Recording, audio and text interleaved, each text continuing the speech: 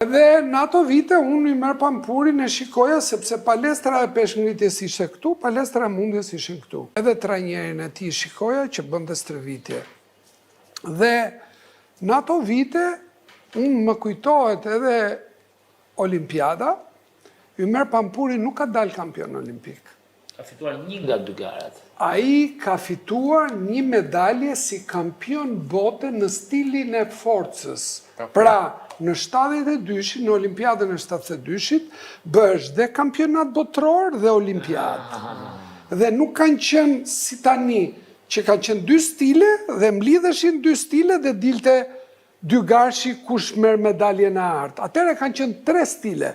Një nga këto 3 stile ka qenë stili i forcës, që ti në momenti që e ngre në fut në gjoks, dhe nga gjoksi nuk e shtyn lart, po duhet ta shtysh me forcë, do ta ngresh kështu.